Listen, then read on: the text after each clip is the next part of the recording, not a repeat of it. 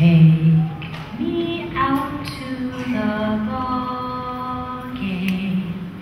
Take me out to the crowd. Buy me some peanuts and Cracker Jack. I don't care if I ever get back.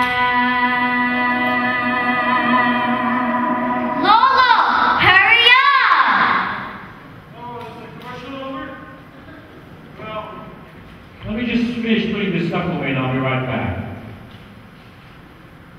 World's greatest grandpa. 2 men on bacon! Well, they're not Oscars, but they're satisfying. On Father's Day, I get a mug from my granddaughter every year. Well, they're really from her mom. And 11 mugs so far. I guess it sort of qualifies me to be a hero. Lolo! Yeah, well, who am I kidding? On Father's Day, I'm just a pinch hitter. I've never really made it to Father of the Year yet. Yeah. Father's Day still belongs to Dad. Go, go, go, go! Bye, bye! Woohoo! Oh well, I'll catch it on the news. It's just the World Series. But you know what I mean? Lolo! Lolo, you know what you just missed? I know. You won't believe it! Red Rear just hit a big one! It was only on the first pitch! Yeah, Renteria, sweetheart.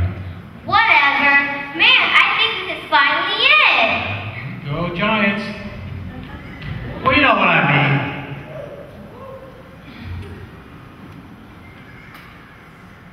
My father was an immigrant, and I was an Americanized son. I still owe him. We owe all of them for all of Father's Days that were lost. My dad spoke English, but I spoke American. That's why our relationship was a quiet one. The only time we ever really connected was when we were watching baseball. He loved that game, you know. He had an immigrant's passion for it. It symbolized America, you know, the Star-Spangled Banner, heroism. It was a patient game. The language was simple. Balls, strikes. The math was easy, too. 3 outs, 4 balls, 3 strikes, 9 innings. Now, my dad was many innings older than I was. 50 years worth. I remember when he taught me how to play baseball. He took me to Golden Gate Park. The Panhandle. Interesting name for a place for a cook and his son to learn how to play baseball. Yeah. The lesson was simple. He'd give me this bat, throw me the ball.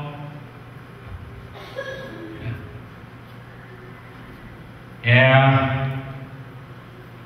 He wasn't the greatest teacher, but he knew where the best classroom was.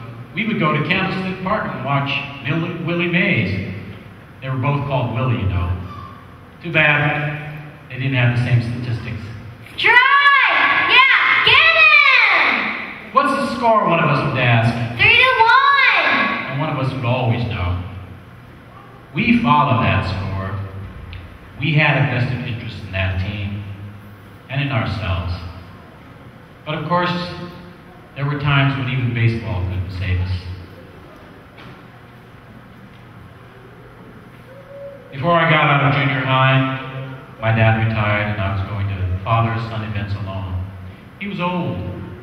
By age 12, I started getting bored. And we kept drifting apart.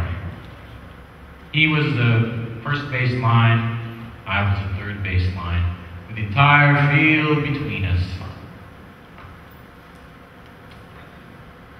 Yeah, we kept drifting apart.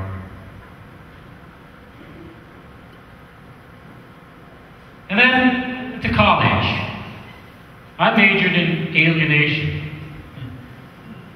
But I did take a few courses where I learned a little about racism, hardship, what Filipino immigrants went through in the 1920s. exclusion laws, how anti-Asian people were in those days, how they made laws that said colored people couldn't marry outside their race. My father came to America in 1927, but I never understood why he stayed single way until the 1950s. I thought perhaps it was his choice. Or maybe it was his English, or he didn't have style. Maybe it was his loud ties. It never dawned on me that he stood out like a loud tie. And it wasn't plain destiny. It was society. History taught me that. And you know what? That discovery was like a third base coach giving me signals. It gave me a clear path to my father. I was a little late, but it set up our perfect ninth inning.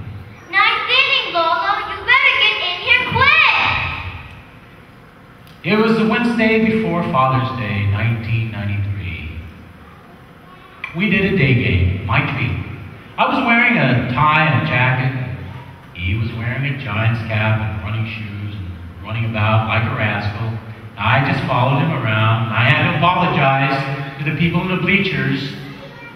It only cost $5 to sit in left field, but he wanted to sit closer in the expensive seats. So we sneaked around the garden and wound up in prime third base territory.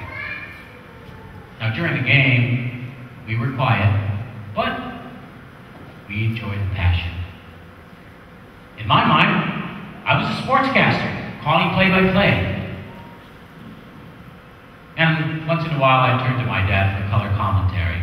He was into the drama too, you know, in between bites of his homemade adobo sandwich. The Giants fought back to take the lead from the Phillies, and now it was up to bite the bottom of the ninth. And although he was not pitching any longer the way he was when he was younger, an old man in his 30s, he had just struck out Lozinski and Smith, the heart of the order. End of game. Thank you, Blue. Yes, yes, yes, yes! We are the champions! We are the champions! Woohoo! Yeah! We stood and yelled in wild appreciation, which led to the only real conversation of the day. What do you think? I asked.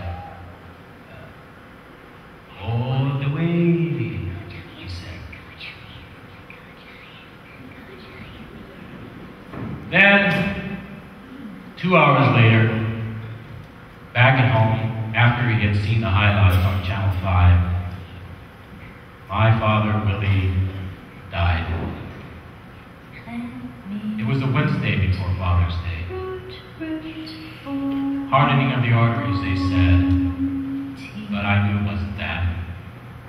But I kept it to myself, because how could I have explained it? How could I have explained that he had had a strong fever when he died? How do you explain championship fever?